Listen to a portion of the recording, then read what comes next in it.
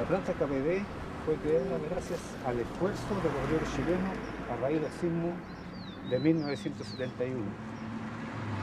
Esto está en bronce, todas estas letras están en bronce. Y esperemos que algún día podamos rescatarla. ¿Y por qué me la han borrado esto? Porque está muy bien empotrado, o sea, aquí tendría que destruir el panel. ¿Quién le dio autorización para entrar? Queríamos firmar el... Sí, pero no pueden entrar. ¿Por qué no? Tiene que haber autorización para entrar a la planta. Ah, no, pero se lo está mostrando la planta. No, pero que no puede pasar de portón para adentro. Tiene que pedir autorización. Yo soy de guardia. Así que por favor, ¿se puede retirar? Vaya. Por favor.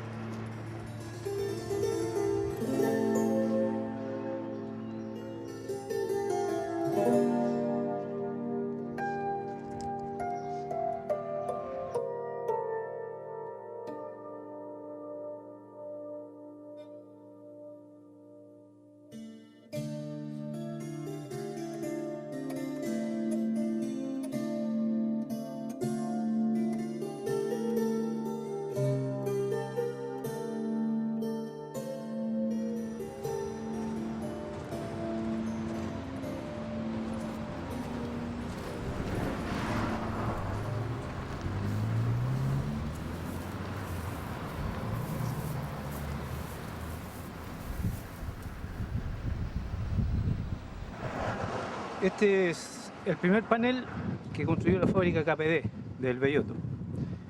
Y eso es, cuando se inauguró esta fábrica, este panel lo firmó el compañero Salvador Allende, presidente en ese entonces.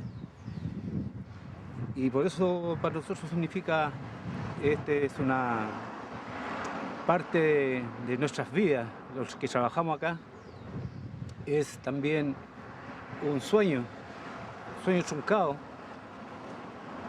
pero que ahora queremos de alguna manera dejar establecido en la memoria histórica, que es la parte importante por la que nosotros hemos luchado durante todos estos años, donde hemos resguardado este elemento que va a ser la pieza central e importante de ese proyecto.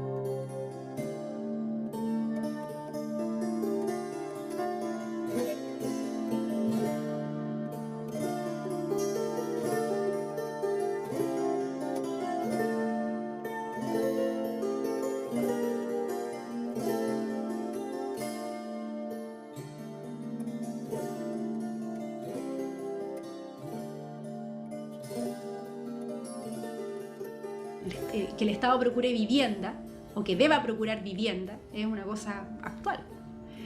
Que las personas se procuren su propia vivienda o autoconstruyan es la manera habitual que siempre ocurrió en el Chile colonial y en el Chile independiente. A lo más el Estado la corona española regulaba en el 16, 17, 18 que las casas cercanas a las plazas tengan un aspecto decente, o que tengan un cierre perimetral, o que tengan determinada altura y no más, en fin, que estaba relacionado con el decoro.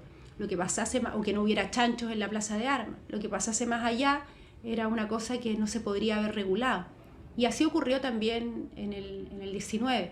Que el Estado comience a preocuparse por la vivienda corresponde a fines del siglo XIX, es una tendencia no solamente chilena, sino que es observable en otros países de América y en general de Europa al menos, o Norteamérica, y tiene que ver con solucionar un problema. El problema era los males higiénicos y sociales de la vivienda, del vivir apretado, digámoslo así, ¿no? Desde el año 85 o algo así, estaba en el Congreso en el siglo XIX una ley de creación del Consejo para Habitaciones de Obreros. Como muchas cosas del Congreso, dormía el sueño eterno y vino el terremoto. Entonces se asustaron. Y ya la clase alta, la burguesía de Chile, estaba temiendo que la falta de higiene de los nuevos llegados a Santiago, los pobres, que no tenían nada, ni alcantarillado, ni agua, ni luz, nada, o tenían que pagar sus pocos pesos para poder tener algo. Esa falta de higiene y el terremoto realzó el vaso, la gota que realzó el vaso. Entonces, en 1906, no me acuerdo la fecha exacta, pero los 13 años después del terremoto, se aprobó la primera ley del Estado chileno sobre la vivienda social. Se llamó el programa del Consejo para Habitaciones de Obreros o algo así. Justamente el concepto también es interesante, ¿no? Se entiende que el urbano pobre es obrero y regula la cantidad de... el cómo va a participar el Estado en esta ley de habitaciones para obrero, que no es el único proveedor, sino que tiene que ser asociado con inversores particulares y dispone en los espacios en que tenga que desarrollarse en estas viviendas para obreros y dispone también cantidad de metros cuadrados, de provisión de agua, de la relación con el entorno, es decir, la basura. Por lo tanto, está pensado como una solución muy moderna para la época y efectivamente tuvo su consecuencia, que fueron los CITES higiénicos, ¿no? Que es la antítesis del conventillo antihigiénico o insalubre.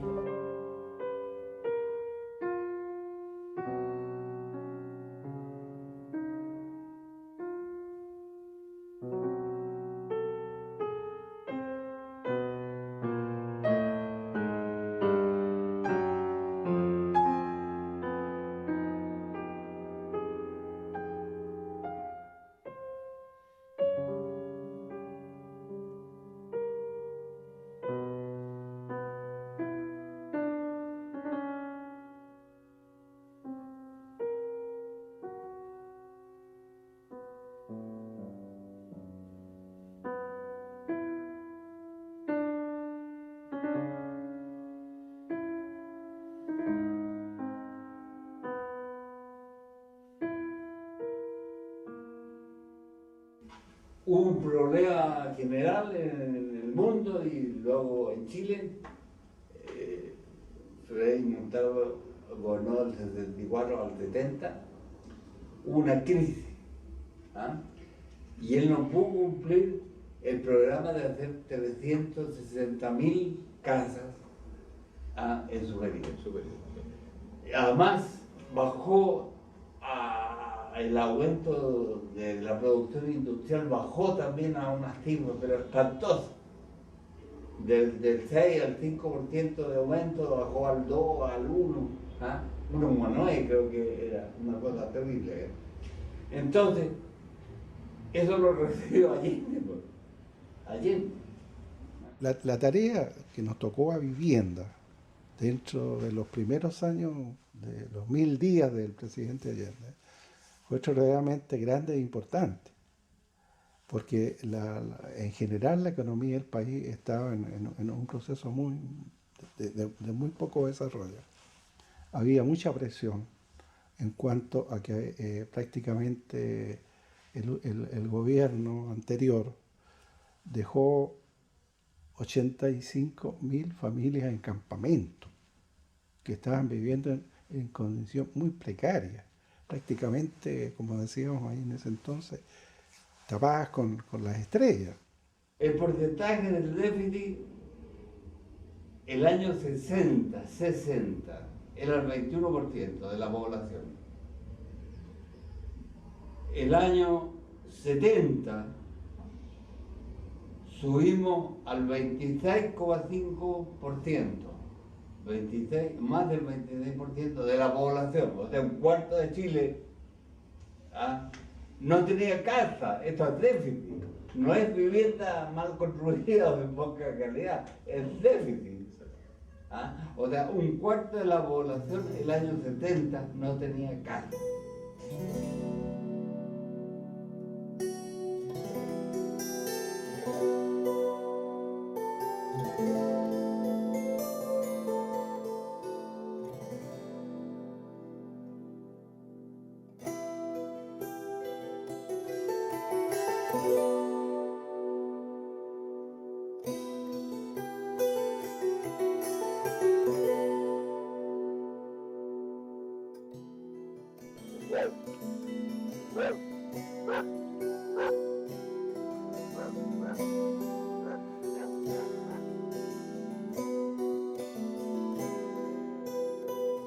Entonces, ¿cuáles son los déficits cualitativos de la vivienda? Bueno, el peor de todo es el estructural, es que tiene un peligro, ¿no es cierto?, de permanecer en el tiempo estructuralmente, por la falta de agua, por la falta de alcantarillado, por la falta de servicios conexos a la vivienda, de salud, educación, trabajo. Bueno, esos son también déficits que van con los servicios sociales, que se llama de la vivienda, que forma parte del hábitat o de la vivienda. Vivienda es vivir, no es casa.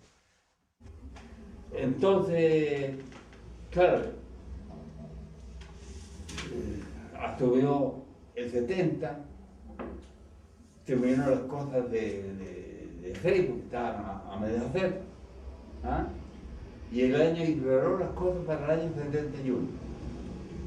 Y lo que les puedo decir es que el año 71 se construyeron tantas viviendas sociales como se cumplió en el segundo o tercer año de Alwin. O sea, prácticamente desde el 71 al 91, 20 años. O sea, en 20 años se logró equiparar esa cosa de Allende del 71. ¿Qué pasó en el 71 además? Hubo el terremoto.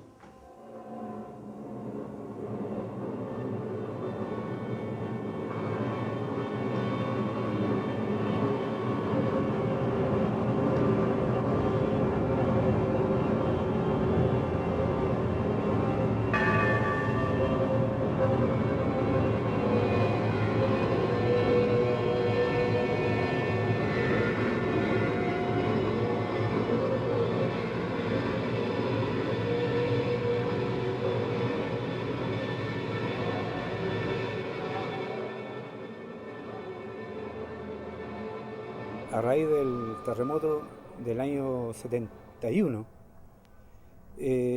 la Unión Soviética decidió donar una fábrica de esta clase de edificios asísmicos, y también al mismo tiempo venía a llenar una aspiración que tenía el gobierno de Salvador Allende.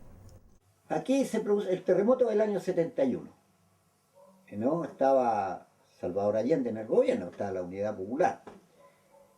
Y el gobierno soviético de la época ordona esta fábrica al pueblo de Chile. No al gobierno específicamente, sino al pueblo de Chile. Ese fue, digamos, el carácter de lo que se le dio a la planta, a la empresa. El presidente entonces encargó que Corfo y Corvi, como organismo ejecutor, productor de viviendas del ministerio, pudieran ser los responsables del montaje de eso. Corfo porque se instaló en el Belloto, que era la zona de un terreno para industria de la zona.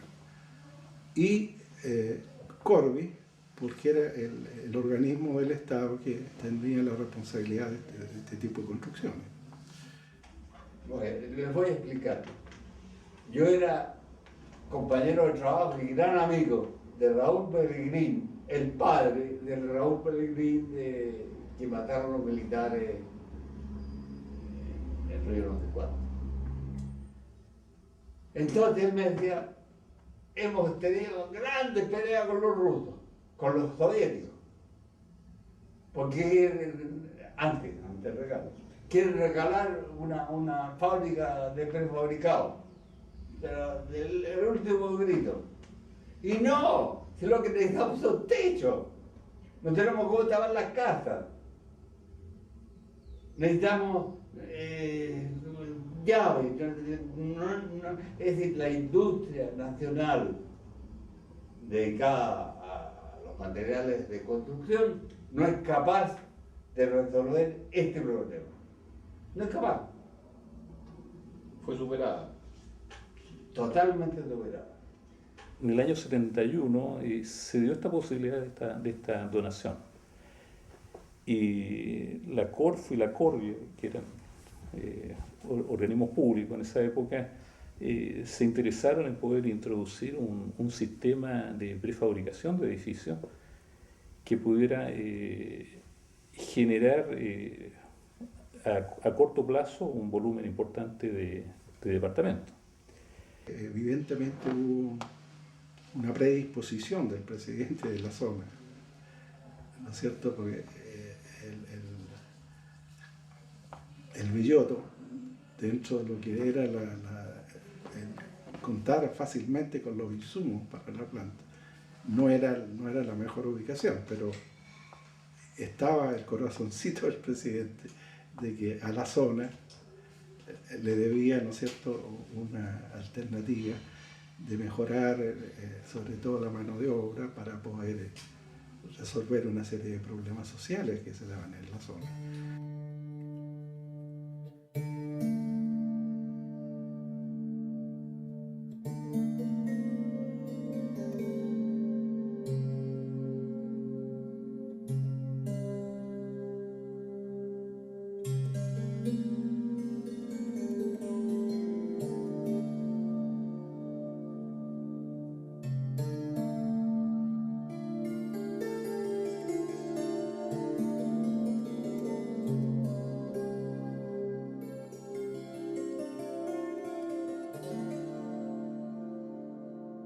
Bueno, la sigla KPD corresponde en idioma ruso a algo así como fábrica de edificios de grandes paneles, más o menos como es el origen de esto.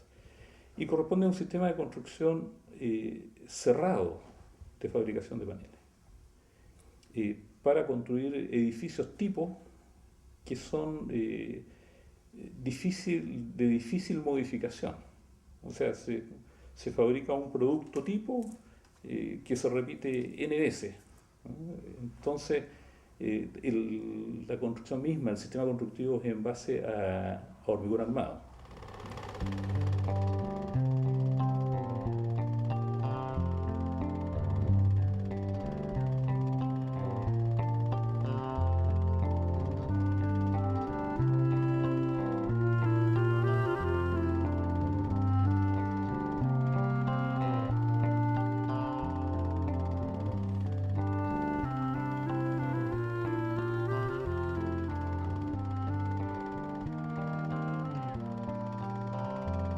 Las tipologías KPD son herederas de un sistema que se llama el sistema Camus.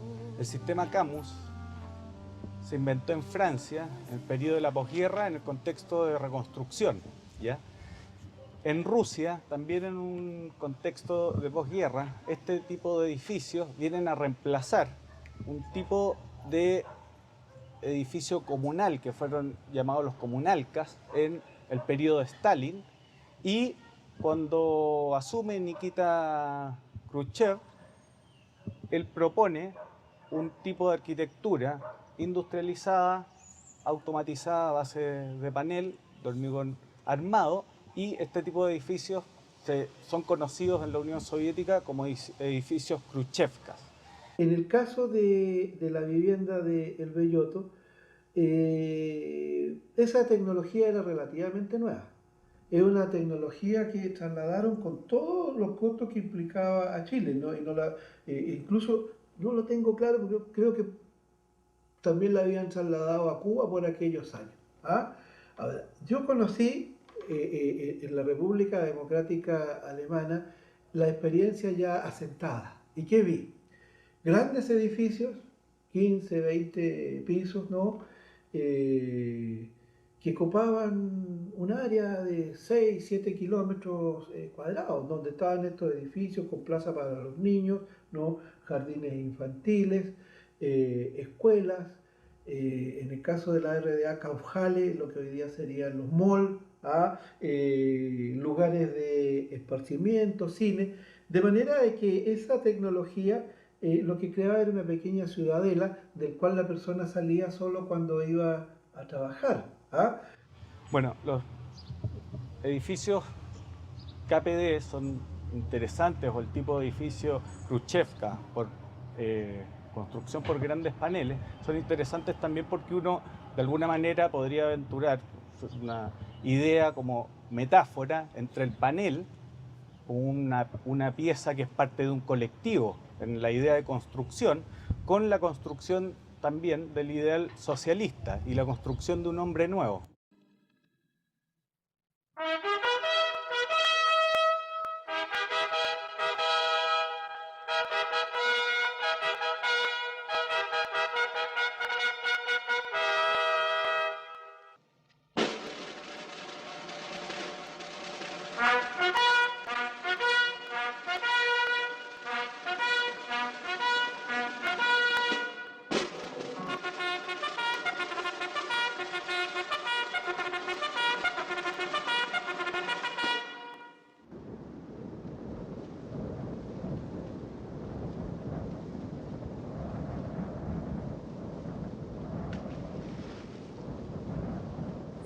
Junto con el paquete, digamos, por decirlo de alguna manera, que venía por vía marítima, junto con ello venían también los profesionales rusos, que por mucho tiempo estuvieron trabajando codo a codo, enseñándole al obrero, al especialista, digamos, al profesional chileno, el cómo tenía que manejarse esta clase de industria.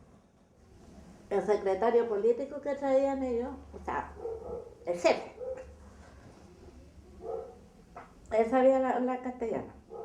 Había otro más que era ingeniero también, que también hablaba un poco de chamurreo castellano. El oso polar que yo le decía, él sabía que yo le decía así, porque se hacía tonto, porque me entendía.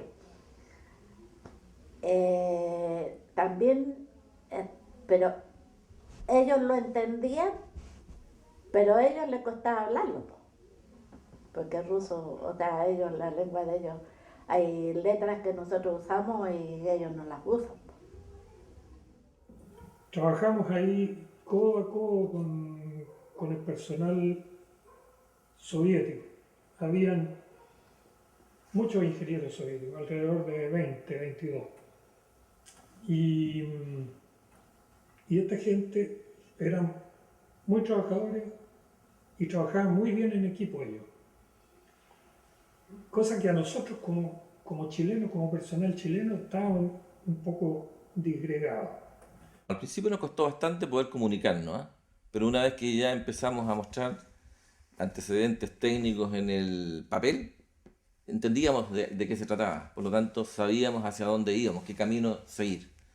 Por lo tanto, fue una relación bastante buena, En el laboratorio estuvo aproximadamente 3 meses la persona que estaba a cargo por los soviéticos para implementarnos a nosotros las técnicas. Nosotros las recibimos en ese tiempo y después las incorporamos solos, sin necesidad de que estuvieran ellos. No eran demasiados más, por lo demás, como te digo, como rápidamente se incorporó la tecnología, esto produjo que al mismo tiempo la Unión Soviética fuera sacando rápidamente a aquellos que ya no tenían una función muy definida o que el personal chileno se había empoderado de ella. Por lo tanto, no estuvieron permanentemente todo el tiempo, 1 año, 2 años o 3 años, sino que al contrario, desde el principio hasta el final, al final ya casi no quedaban.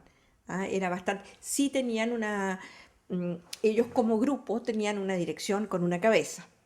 Eran tipos encachados que se preocupaban de la persona de uno y trataban de enseñarlo lo más posible. Pero eran muy consentientes con la gente que trabajaba ahí y le enseñaban. Tuvimos varias relaciones bien buenas con ellos. Y nunca habíamos visto gente así. Lo único que lo decían ellos, que los chilenos éramos buenos para la pega en ese sentido. Porque ellos nos daban una tarea y los otros la cumplían.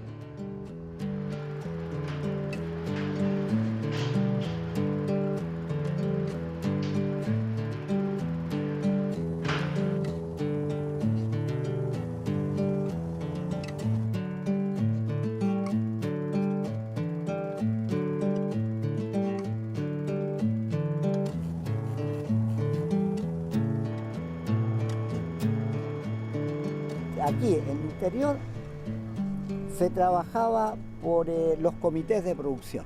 Nosotros teníamos los comités de producción que funcionaron lógicamente hasta el 10 de septiembre. Los comités de producción, por ejemplo, el departamento técnico, el jefe de producción decía se necesita hoy día construir, que hagamos tantos paneles. Para eso necesitamos tantos kilos de arena, tantos kilos de gravilla, tantos kilos de cemento. Eso se conversaba con el comité de producción de Hormigonera, a donde estaba la Dofiga, y todo esto lo que tenía que ver con lo que estábamos viendo allá. ¿Ya? A su vez se conversaba con la gente de armaduría, que era la encargada de hacer las mallas de fierro para los paneles. Y se discutía, ¿no es cierto?, la cantidad de kilos que se iban a hacer en el día, y cuántas mallas y qué tipo de mallas. Entonces así funcionaba esto, ¿no? Con comités de producción. Esta es una planta general de la industria, en la cual tenemos aquí el edificio administrativo.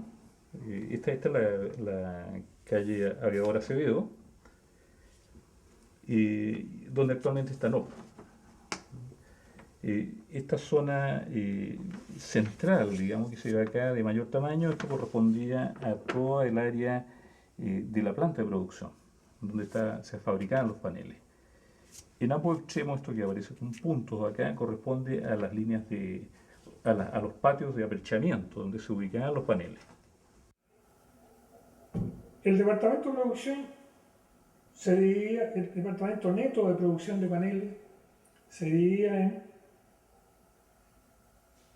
en 4 subdepartamentos, digamos. Uno era,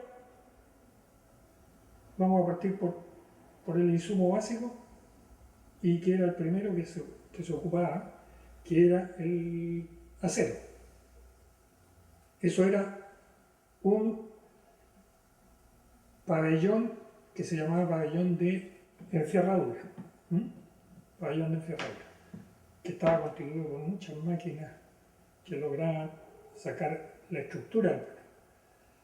El segundo y tercero eran los paneles de moldeo, que uno era el moldeo vertical, que eran las casetas que se llaman, que se moldeaba vertical, se moldeaban losas y se moldeaban tabiques interiores del departamento. Y el otro pabellón, llamamos el tercero, era el pabellón donde se moldeaban todos los elementos externos, los de fachada, paneles de fachada, y algunos elementos internos, como eran las escaleras y otras piezas, los balcones. escalera de balcón. Y el cuarto pabellón era la torre hormigonera. La torre hormigonera tenía aproximadamente 4 pisos y en el último piso estaban todos los estanques para trasladar los áridos que estaban apilados en el patio. En el segundo piso estaba toda la central de funcionamiento de la preparación del hormigón. En el segundo piso estaban las betoneras y en el primer piso todo lo que era la impulsión del hormigón, ya sea las líneas verticales o las líneas horizontales. Aquí tenemos, por ejemplo, la planta, el área de producción. Entonces, en esta zona, por ejemplo, teníamos todo lo que era la fabricación de las mallas electrosoldadas y de todo el despiece interno del panel. En esta línea teníamos acá, todos estos eran elementos de fabricación vertical de moldeo, en lo cual ingresaba por una mezanina el hormigón y desde ahí se iba llenando estos moldes. Una vez el hormigón dentro del molde se vibraba, se alisaba y posteriormente pasaba al horno donde se fraguaba. Igual cosa pasaba en la línea vertical, que era donde se moldeaban todas las losas. Solamente que en la línea horizontal los paneles estaban inundados por vapor, en cambio en la línea vertical el vapor estaba entre las cámaras de los moldes. Por lo tanto había una irradiación de calor hacia la placa del molde y de la placa hacia el concreto. La duración era aproximadamente de 6 horas de tratamiento térmico en las líneas horizontales y en las líneas verticales eran del orden de 9 horas. La temperatura máxima alcanzaba aproximadamente 90 grados en las líneas verticales y 70 grados en las líneas horizontales. Las líneas horizontales generalmente tenían una cantidad de cemento de 300 kilos por metro cúbico. En cambio, las líneas verticales, como eran hormigones más fluidos, tenían aproximadamente 350 kilos de cemento por metro cúbico. Eso es más o menos la producción ya de hormigón y la construcción ya de los paneles.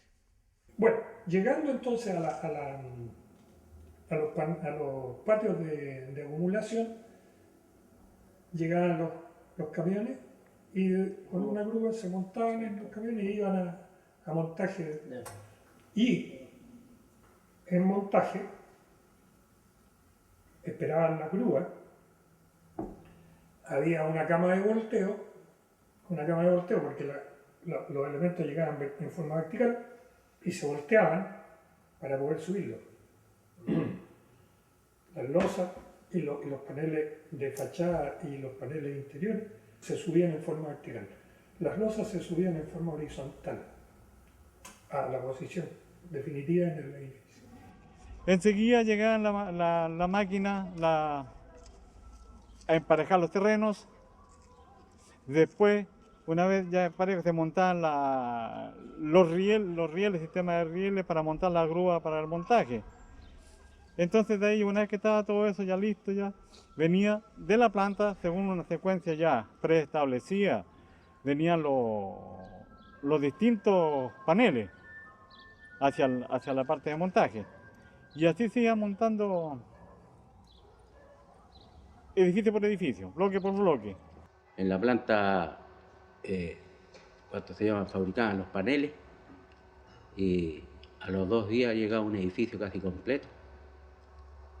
Nosotros lo demoramos un mes más o menos, o un poquito más de un mes, levantar un edificio de 36 pisos, de 36 departamentos, de 4 pisos.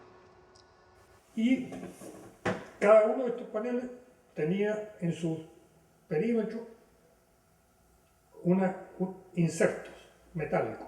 Entonces se ponían en terreno en la posición que estaba marcada según plano, y en terreno se aplomaban, se ponían a plomo y se soldaban en esta juntura que se producía interior. Y después se concretaba posteriormente. Y en el caso de las losas, pues, algo parecido, pero en forma horizontal. Yo en primero, cuando empecé a trabajar ahí, se formaron unas brigadas que se componían de 32 obreros, un capataz y un jefe. ¿Y cuántos se llaman los otros los daban un libro, un esquema, el sistema de paneles que había en cada lugar del edificio. Y eso nosotros los montábamos, yo trabajé en montaje. Aquí había algo también especial, que es la primera vez que mujeres, digamos, entran también al trabajo de tipo industrial, digamos, en la construcción, y ellas habitualmente trabajaban en lo que eran las grúas, en el manejo de las grúas, y en lo que era la parte de laboratorio. Eran las dos áreas en las cuales las mujeres tenían su participación.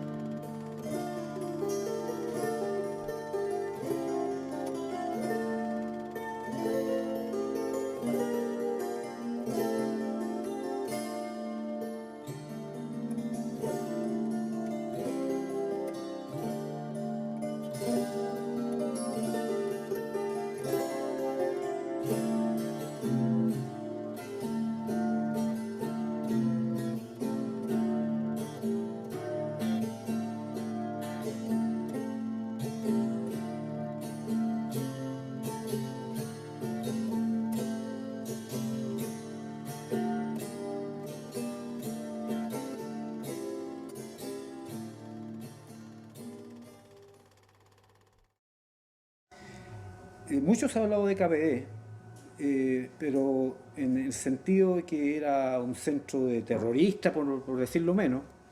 Sin embargo, yo te puedo recalcar de que fue un centro de gente, de profesionales que trabajó en este rubro.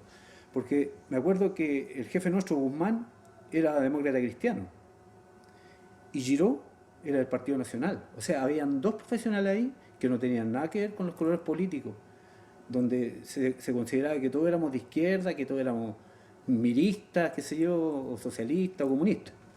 Desgraciadamente, se le dio esa connotación de ser políticamente marcado, que es un nido de comunistas, y que esto y lo otro, cuando eso absolutamente no era así. La gente que trabaja ahí eran los propios trabajadores de la construcción. Los ejecutivos no eran del partido, eran más bien gente de confianza del vicepresidente de la Corte. Yo me acuerdo haber estado en una entrevista, no yo, pero presente, del Mercurio, visitando un departamento, que era el piloto. Yo no me acuerdo exactamente los metros cuadrados, pero eran sobre 70. Porque habían dos tipos. Y ver ese departamento así construido en tan... Era impresionante. A mí en lo personal, siendo tan cabra, me emocionaba eso. Y ahí los tipos tomando fotos, qué sé yo. Entonces, el otro día el reporter del Mercurio era que los edificios, que los departamentos de la KPD tenían baños comunes, duchas comunes, lavaderos comunes. O sea, eran tan hijos de puta que eran capaces de mentir a ese nivel. Entonces, evidentemente, que la gente que no conocía esta experiencia, que leía el diario, tenía que creerle, porque si Mercurio miente, eso lo decíamos nosotros. Eso indignaba mucho. Al interior vivíamos con el miedo permanente, porque antes del golpe de Estado, muchas veces, tanto el Movimiento Patria y Libertad como otros, amenazaban, y de hecho muchas veces entraron a la empresa en la noche cortando todos los cables de alta tensión, por ejemplo, lo que significaba un atraso enorme en la reparación después y en la puesta en marcha de nuevo de la empresa. Todo era bastante tecnificado, por lo tanto era importante la electricidad. A nosotros, por ejemplo, cuando tirábamos el vapor, cuando echamos a andar la planta de vapor para todo el proceso de fraguado de los paneles, nosotros tuvimos que hacer una limpieza completa de todos los ductos, completo, se reventaron los ductos. Y no es mentira, se lo digo, porque yo estuve trabajando ahí. ¿Ya? Entonces nos costó semanas poder hacer todo un recorrido para sacar todos los wipes que metían dentro de los ductos que tenían que conducir el vapor. Ya había una mala intención ya. Tuvimos un tiempo que cuidar nuestra planta, hacer guardia, porque también querían destruir los barrios de Libertad. Estaban con esa idea de destruir. Que inclusive me acuerdo que me tocó a la parte alta de la planta KPD, por la calle, patrullar con un compañero, y no me recuerdo bien el nombre, que era el chofer. Y en ese momento que casi pierdo la vida ahí con el chofer, pensando nosotros que vimos un vehículo muy silencioso, muy belladito que venía, pensamos que eran los de Paz y Libertad, y en ese momento mira, dije ahí, y llegó el compañero, dijo, me tiro, más o menos asustarlo y tirarme como encima. Y el que se tira, y desgraciadamente era una patrulla de la Armada. Y cuando vieron ellos que nos tiramos encima, nos dispararon con ráfaga de antiaéreo. Así que, menos mal que los camiones eran fortalecidos, porque los camiones rusos eran bastante gruesos. Y ingresaron algunas balas por la parte delantera y la parte trasera. Cuando, no sé, en qué circunstancia, en qué momento, pero las fotos que me tomaron a mí, no a mí Gabriela sola, digamos, de haber estado con un grupo de compañeros, era así mirando el cielo, digamos, o sea, en los helicópteros los tipos iban a sacar fotos. De ahí nos vigilaban. Y yo no sé si uno era demasiado, no sé, intrépida, crédula, tonta, no sé, no creo. Pero uno sabía que estábamos amedrentados, de hecho pasaron muchas patrullas por fuera, yo me acuerdo de los marinos.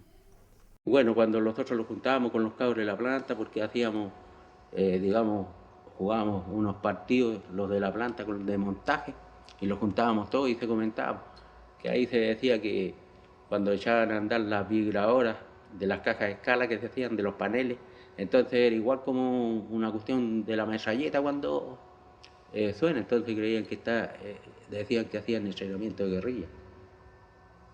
Y eran las vibradoras que... Esa porque se trabajaba 3 turnos en la empresa, de 7 a 3, de 3 a 11 y de 11 a 7 de la mañana. Así que estaba en rotación la planta, no dejaba de parar. Ese mito de los vecinos y lo que se creó, porque aquí se decía que había una escuela de guerrilla, o esa era la propaganda, ¿no? Y el cartel que se nos... Ojalá hubiera sido así. Oso Gallo hubiera cantado, digo yo.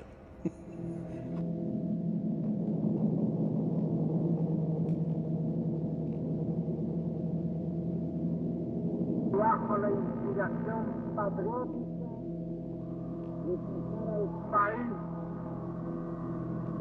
del caos, de forma aguda, lo estaba precipitando la Junta Central.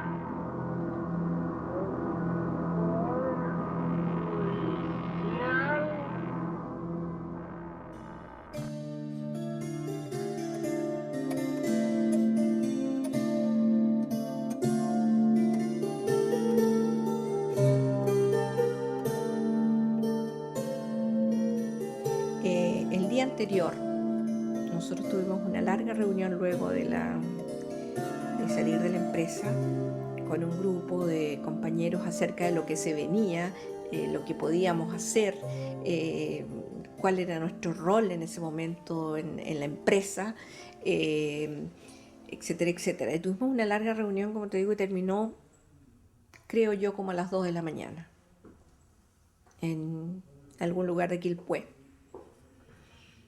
Al salir de allí, para dirigirnos cada uno, no todo el mundo vivía en la cercanía, digamos, había gente que vivía en Viña, aquí en Valparaíso, etc. No había micros ya, o sea, ya había empezado el golpe. Nosotros no nos dimos cuenta, o sea, sí nos dimos cuenta que estaba muy vacía la ciudad y que había demasiado movimiento de marinos. Claro, hubo gente que nunca creyó que esto venía. Y eso también tiene que ver con los análisis políticos que se hacían, ¿no? Pero cuando llega el golpe y tú ves la KPD tomada y las mismas camiones nuestros, las vinchucas que le decían, porque eran muy requete feos esos camiones, con metralletas .30 arriba. Y cuando llegué me encontré con la sorpresa, incluso llegamos más tarde a las 7:30 en aquel entonces. Llegamos como a las 8:15, 8:20. Y nos encontramos con la sorpresa que estaba todo tomado. Inclusive yo, como estaba a cargo, me invitaron a que revisaran toda la planta para buscar las armas. Y fue muy risorio porque apareció una metralleta de madera y la pusieron sobre la camioneta del mismo encargado de la toma de la empresa. Como risa nomás, porque no escucharon absolutamente nada. Acá, en estas partes, aquí, en estos lugares donde está la arena, ahí los tiraron a todos.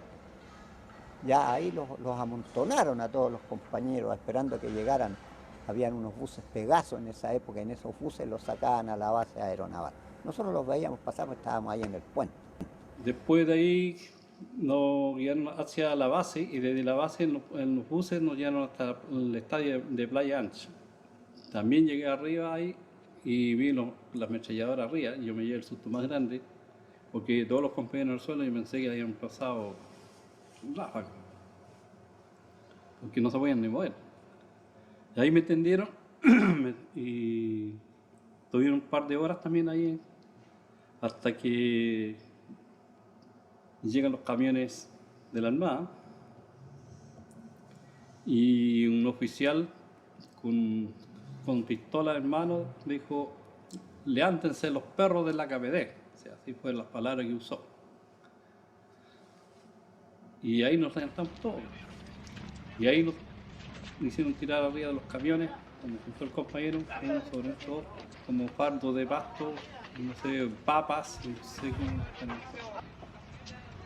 Y ese es el momento, ahí nos llevaron al buque Maipo, algunos a otro buque, y ahí nos mantuvieron, y en eso también ahí, donde hacíamos nuestras propias necesidades, dormíamos ahí.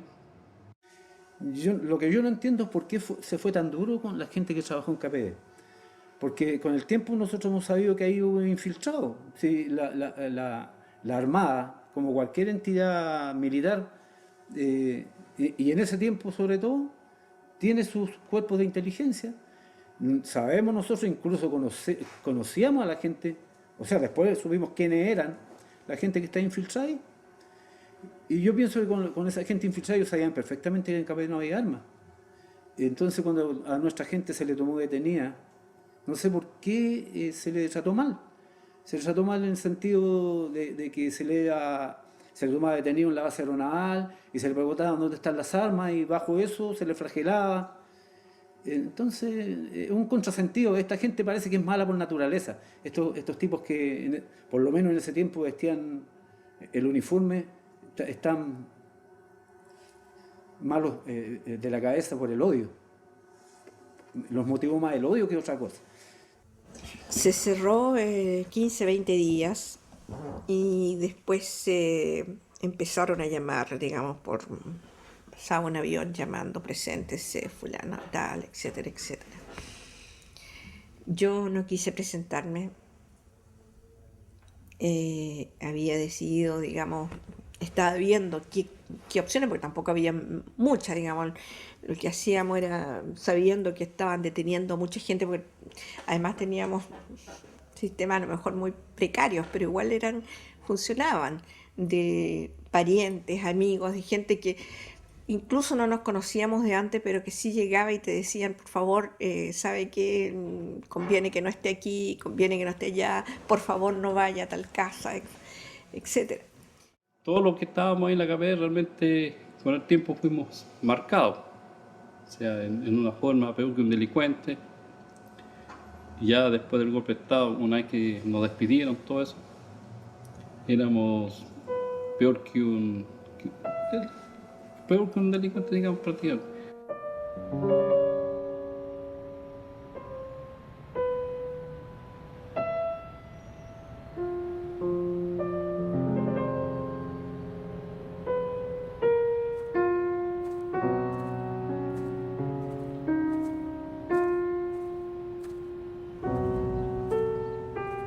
trae muchos recuerdos, compañeros que se llevaron de aquí. Y hay un compañero que siempre me acuerdo, todos los días, porque yo jugué a la pelota con él y nos conocíamos de joven. Y ese compañero fue desaparecido. El compañero Hidalgo, Pata Pata. Él era soldador, trabajaba en terreno. El Pata Pata le decíamos.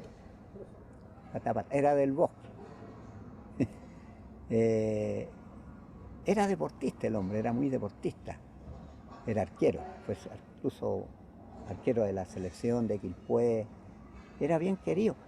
Y era un compañero que nunca nosotros lo vimos participar como militancia, de militancia política, nunca supimos que él tuviera militancia política. Era un buen tipo, un cabro, un deportista, un cabro que le gustaba el deporte, bueno, cabro digo yo por esos años, ¿no? Todos éramos cabros. Pero Sergio era así y era querido. ¿Qué pasó? No sé.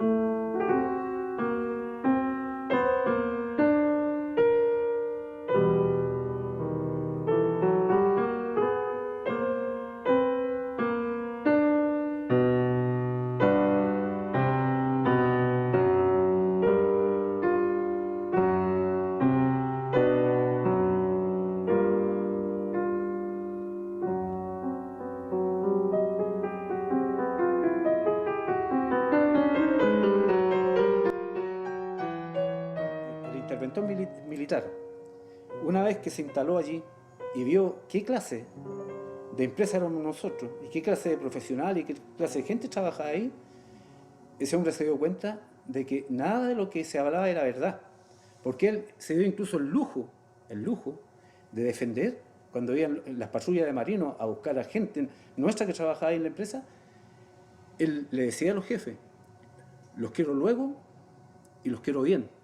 Me llevaron llegó un camión de marino, me subieron al camión y me llevaron, yo no sabía dónde me llevaban, mi madre tampoco, nadie sabía, y me llevaron a la empresa. Yo llegué, de alguna manera, es raro decirlo, pero llegué como detenida a la empresa. Y allí, empecé a trabajar de nuevo. Quedábamos Pedro y yo. Nos usaban de una manera bastante sórdida. La razón era que a Pedro, casi día por medio, nos llevaban detenidos durante el día a la base aérea. Y yo entonces quedaba a cargo allí, pero no podía salir de la empresa. Yo trabajaba en un pequeño cubículo, porque eran mediaguas todavía en el que trabajábamos. Y había un militar con metralleta al lado mío permanentemente.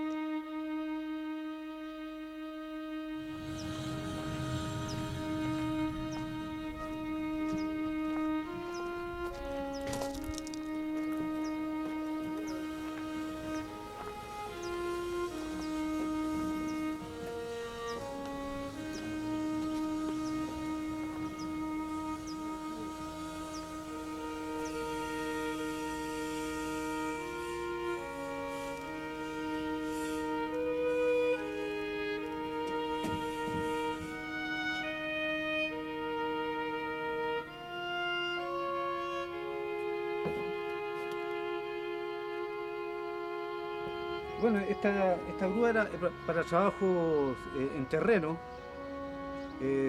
Muchas veces las primeras bases de un edificio a veces se levantaban con ayuda de estas grúas. Este es un camión ruso, que yo creo que es el único que va quedando en el país de esa época. Pero en línea general está en buenas condiciones.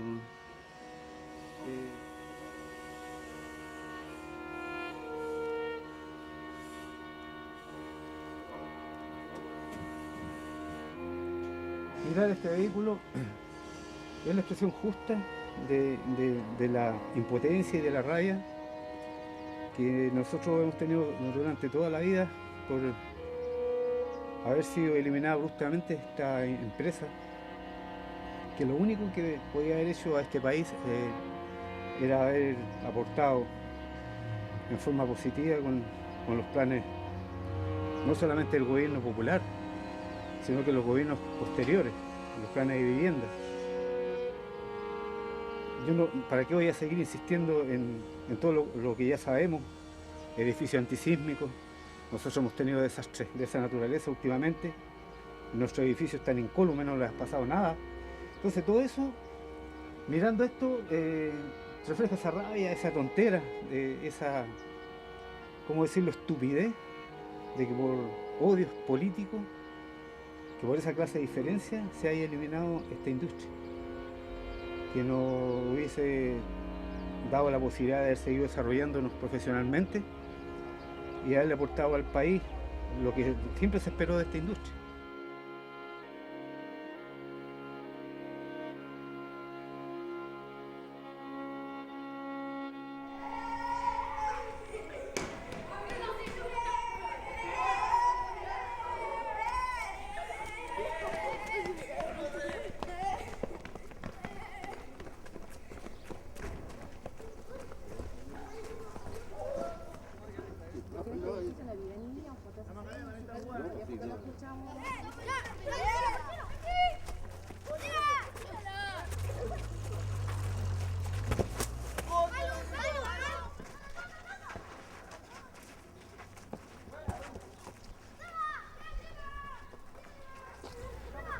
Una de las cosas que uno siempre recuerda de esa época es la tranquilidad de cómo uno vivió la infancia. Un poco característico de este barrio o del sector era el tema de la tranquilidad. Aquí llegaron, finales de los 70. Finales de los 70 fue cuando llegó mi familia, principalmente por un tema laboral de mi padre, y después mi madre, por la misma razón, también se vino a esta zona. Era común el tema cuando uno era pequeño de que siempre se hablaba los edificios de los rusos, de los soviéticos. Siempre que uno hablaba del 10º sector era, eso es lo que construyeron los rusos, de que se suponía que encontraban armamento luego el golpe, de que estaba pensado para ciertos fines durante la UP. Cosas que siempre se conversaron, pero uno era pequeño, pero siempre se decían cuando uno iba a otra parte y le preguntaban de dónde eras. Decían que esto lo iban a hacer para los rusos. Entonces después, como hubo el estado de sitio, se dieron a las personas que habían puesto las cuotas. Y después ya quedamos aquí, no lo hemos movido. Yo tengo entendido que este primer pasaje, que es la Veneta, fue hecho con la tecnología rusa. Claro. De la loma para arriba. Los otros ya fueron más en Chile. De la loma para arriba. Todo eso fue diferente. En todo caso, en los terremotos no ha pasado nada más que los ruidos, no hacen que otra. Son antisísmicos. Son excelentes los departamentos. Hicimos una buena adquisición. Yo postulé 7 años. En 7 años me vinieron a dar el departamento. Estaba Lolita, los recién casados. Ahora ya estoy viejita. En el 77 llegué aquí con mi madre. Habían re pocos departamentos ocupados realmente. Estaba recién empezando esto a ocuparse. Bueno, originalmente todos tenían sus cuotas en la que era Serviu antes, o Corby. Y fueron adjudicándose los departamentos a poco. Y ahí se empezó a formar la comunidad acá de La Grieta, que fue la primera, digamos. Después ya se empezó a llenar el resto. el 10º sector son los KPD. Siempre quedó afuera la población de atrás, que son unos departamentos sociales igual que nosotros, que son muy pequeños. Limita también con nuestras viviendas sociales en el 5º sector, que todo, como te decía yo, es muy diferente acá. En un tiempo yo recuerdo años atrás que se discriminaba a toda la gente de allá porque prácticamente era como tomas por la diferencia. Pero no, problemas no hemos tenido, con el tiempo hemos ido conociendo, pero sí, nos sentimos súper privilegiados de vivir acá porque los departamentos son enormes. Ya no hacen edificios así. Y lo mejor de todo que sobrevivieron a los terremotos, porque no les pasó nada, absolutamente nada.